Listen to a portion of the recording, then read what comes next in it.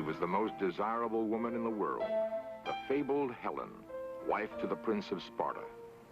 So beautiful was she that a rival prince stole her away to the kingdom of Troy. Thus, Helen became the face that launched 1,000 ships, each ship carrying 100 Greek warriors bent on revenge. For 10 years, the ships were beached while the army laid siege to Troy. The great walls of the city could not be breached, but the Greeks found another way. Were Helen and the Battle of Troy just the dreams of an ancient poet?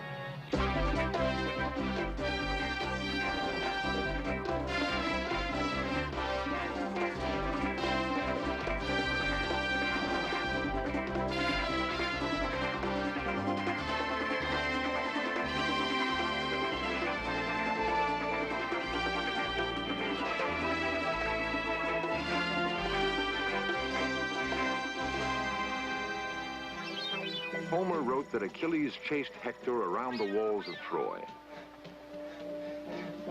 3,000 years later, a man of flesh and blood would relive the chase. He was a man possessed. His mission, find the fabled city and the Trojan hoard of gold.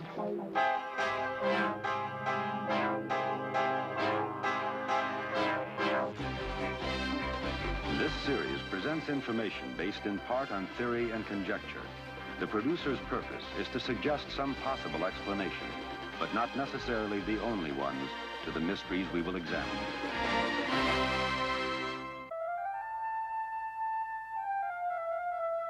The place where Europe ends and Asia begins is as mysterious as its mountains are imposing. Where they meet the sea, rich farmlands were for centuries protected by great stone battlements. The ancient Greeks called this land Ionia. Modern men call it Turkey. Relatively few Westerners travel to Turkey these days. Fewer still venture into the exotic countryside beyond the graceful minarets of Istanbul. A long time ago, things were different. What we now call Turkey once seemed to be the great crossroads of the known world. Adventurers from all over the Mediterranean sailed for her shores. What were they looking for? 10 centuries before Christ, the Greeks were just beginning to probe the strange seacoast that lay to the east. The inhabitants of Ionia were said to be rich in precious metals and trade goods from even more distant lands. Eventually, the Greeks would establish colonies, new cities, and a new civilization. Even as the new cities prospered, however, mainland Greece was on the brink of collapse. For a time, the colonies represented the only real hope for the future. The Greek settlers had brought with them their pantheon of gods.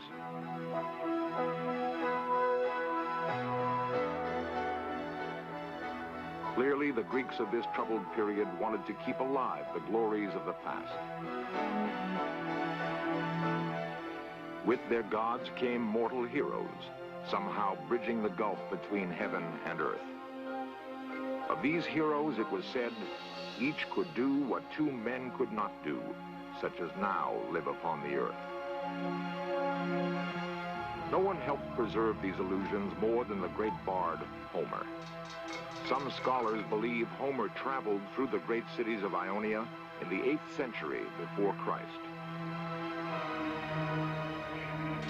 As he would pass through a city, he would pause to recite a tale or hear one told.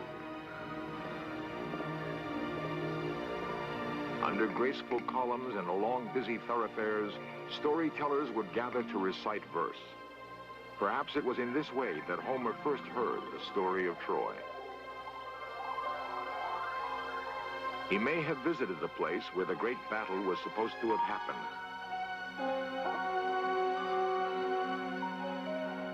Whether Troy's location was known to Homer or not, he certainly drew inspiration for his retelling of the story from the countryside of its birth.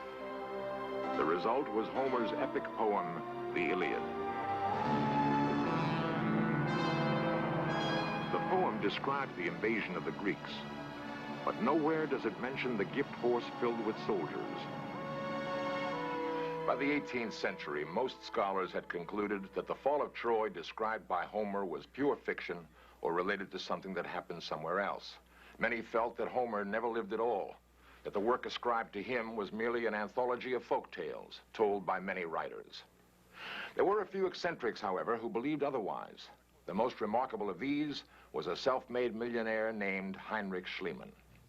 As a boy, Schliemann had taught himself to read the Iliad in Greek. His fascination with Homer's poem was to become a lifelong obsession. By 1870, Schliemann had made 2 fortunes in Russia and another in the California gold fields. He arrived in Turkey determined to spend every penny of his great wealth, if need be, on realizing his dream, the discovery of ancient Troy. When Schliemann committed himself to an objective, it was with an all-consuming passion uncommon in average men. As Schliemann began his search, he looked over the plain that might once have played host to the armies of Hector and Achilles. Schliemann came armed with the Iliad and took up residence in the small village of Bunarbashi. The few scholars who were prepared to even consider the possibility that Troy once existed generally placed it here. So he began his survey of the Turkish countryside, looking for landmarks mentioned by Homer.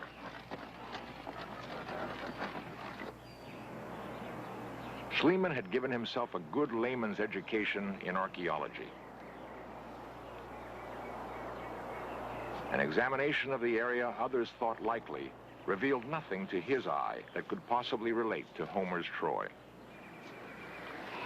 The springs which Homer described weren't of much help either. Surely their course must have changed dozens of times in the 30 or more centuries since Troy. Before giving up on Bunarbashi, Schliemann decided on another test.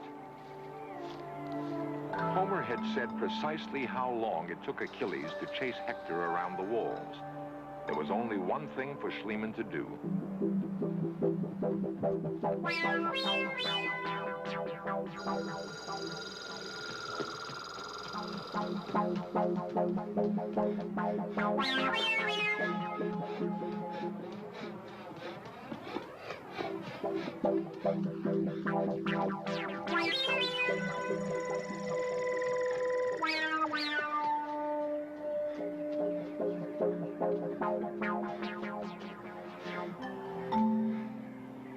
Wrong. The time was wrong. Bunarbashi just didn't fit Homer's facts. Schliemann's detractors had a field day, more convinced than ever that he was a fool or simply crazy. Even Schliemann had to admit he'd picked a big haystack in which to search for his needle. But a grocer's apprentice who had the brains and energy to make himself a multi-millionaire doesn't quit easily. He began to search again, a short distance north of Bunarbashi.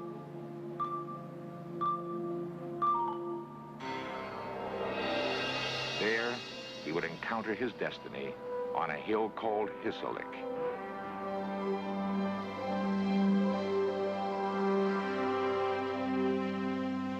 The site was less than an hour's march from the sea. If well fortified, it could command the whole plain below.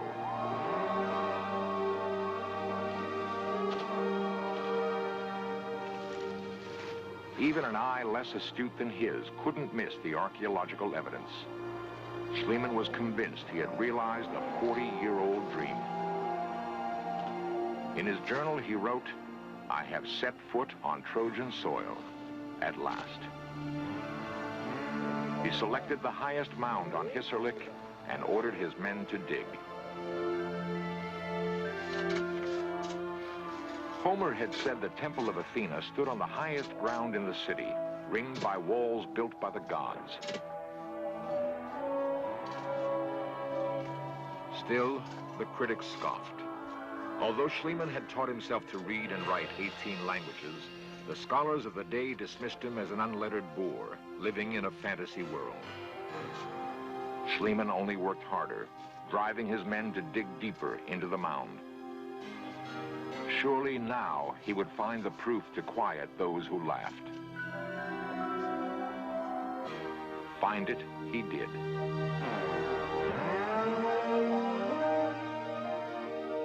Here, indisputably, were the remnants of a lost civilization. But were they the fabled walls of Troy? Schlieman's trove of artifacts shook the academic world. What must the builders of this city have been like? What hands made these beautiful things? Clearly, the ancient craftsmen used techniques more advanced than many in use today. Why did they vanish after accomplishing so much? Schliemann discovered hundreds of spindle whorls, just like the ones still favored by local residents for spinning wool yarn. Other implements were found, similar, if not identical, to those in everyday use by villagers along the Turkish coast. Schliemann might have been struck by how little some things change in 3,000 years. But he would need more to prove his city was the Troy of Homer.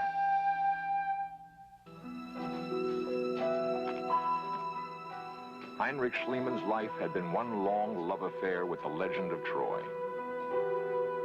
It had taken 4 years to excavate the ruin he thought was Troy. Now, as he walked its ancient pavements, he believed he was following the path Homer had taken so long ago.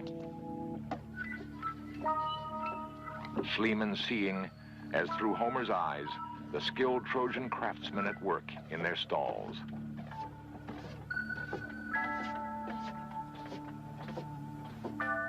Touching a dish that might have been set before Helen, the hostage princess who spawned 10 years of war. Admiring a lion's head carved in crystal. What great warrior might have carried it as a charm into battle? Schliemann could place on his own hand a ring made 30 centuries ago. Restore a brush whose bristles had turned to dust in the age of gods who walked with men. Still, Schliemann was not satisfied. He had in fact discovered 9 cities. He had no way of knowing for sure which one was the city of his dreams. Some early inhabitants imported bronze cast in ingots the shape of ox hides. There were ship's anchors of chiseled stone and ship's cook stoves of bronze. These Schliemann found in the ruin he called Troy too. But was this Homer's Troy? The answer was obscured by evidence of a great catastrophe.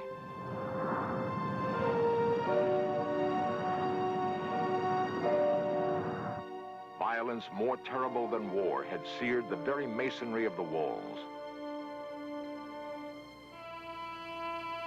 Jewelry was fused into shapeless blobs of metal.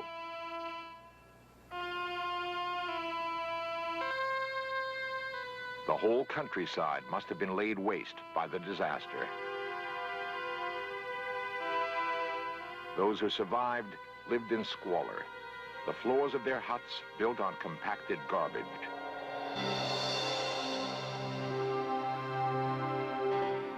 If nothing else, Schliemann had unearthed a monument to the tenacity of man. Fire and sword had raged. Again and again, a city of the living had been raised on a city of the dead.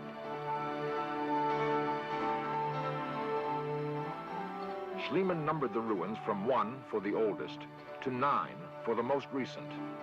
He assumed his objective was among the older ruins, possibly Troy too. Yet in Troy 6, he found massive walls that could have been the ones described by Homer. If they were the walls that hid Helen from the armies of her betrayed husband, it would be easy to see why the battle raged 10 years.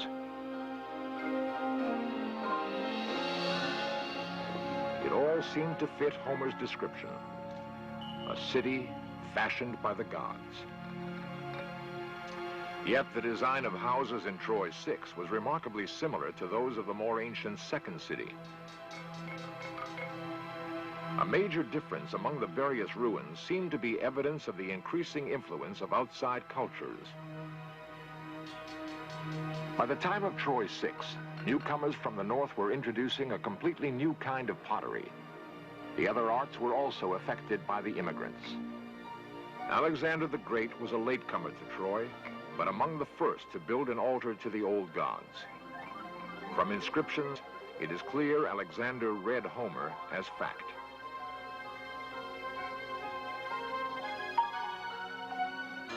More years passed, and the Romans became masters of the Ionian coast. The poet Virgil took up in Latin where Homer left off in Greek, embellishing the story and giving it new credibility. Rome made Troy a sacred city. Emperors came to worship and be entertained. Augustus even considered making Troy the capital of his empire. Through it all, minstrels kept alive Homer's poem of glory. This was the world Heinrich Schliemann felt he had rediscovered.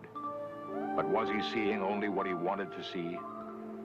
So complete was Schliemann's dedication to Homer's Troy that he had taken a young Greek woman to be his bride. He thought she had Helen's blood coursing through her veins. And in a way, all this effort had been intended to restore her heritage. The greatest prize he had not been able to give her. Yet as he was about to give up, Schliemann made his most fantastic discovery. The glint of metal had caught his eye.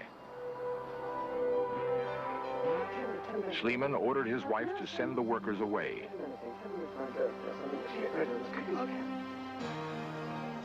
Sophia was confused, but she had come to trust her husband's uncanny instincts.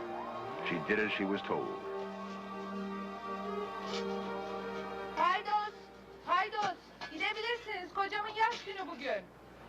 Hey, paydos. In 4 years, Schliemann's men had moved 325,000 cubic yards of earth. Now, he was moving alone, deep into the excavation of the ancient second city. 28 feet down was the lower level of the wall Schliemann identified with Homer's Palace of Troy.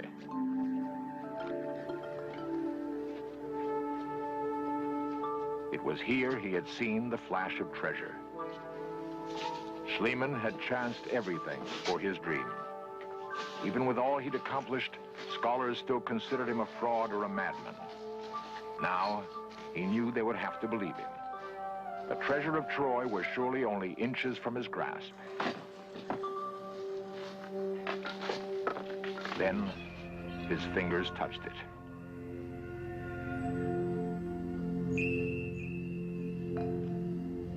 There were 31 large objects of beaten gold. Had this once adorned Helen, daughter of the gods?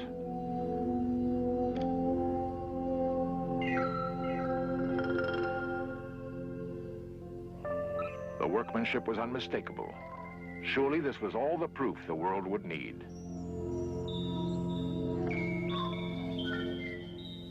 The hoard included 9,000 small pieces, rings, buttons, and charms. It was wealth beyond imagining. More important, it seemed that a lifetime's quest had finally been realized.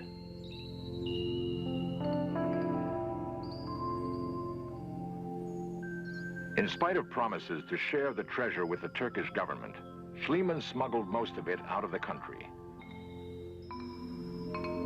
He held onto it long enough to dress Sophia in splendor. Somehow, Schliemann knew he had fulfilled his destiny and hers by finding the lost treasure of Troy.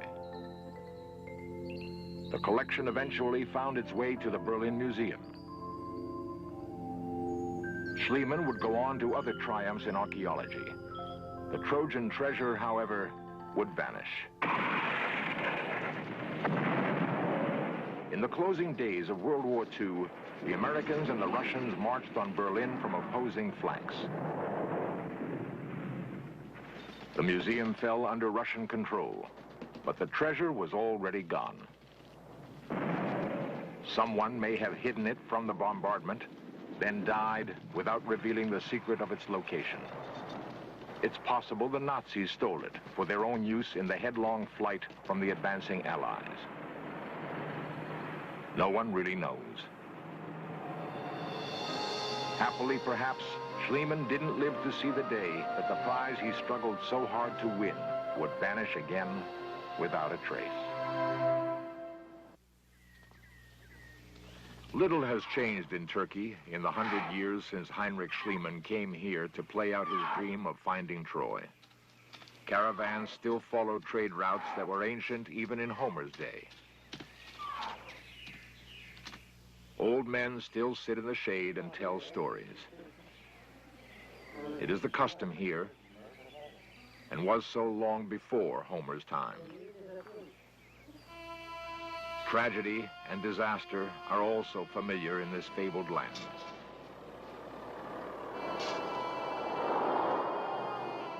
In 1976, an earthquake killed hundreds of people and left thousands homeless. There was no warning, just sudden and savage destruction. A dazed and heartbroken people began to rebuild, even as they mourned their dead. Modern archaeologists believe the same fate overtook ancient Troy. That around 1300 BC, a violent earthquake leveled the mighty city.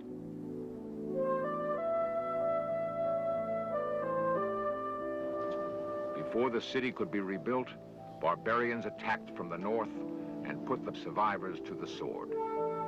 Perhaps we can be forgiven for preferring to believe that Troy met its end gloriously and for the sake of love.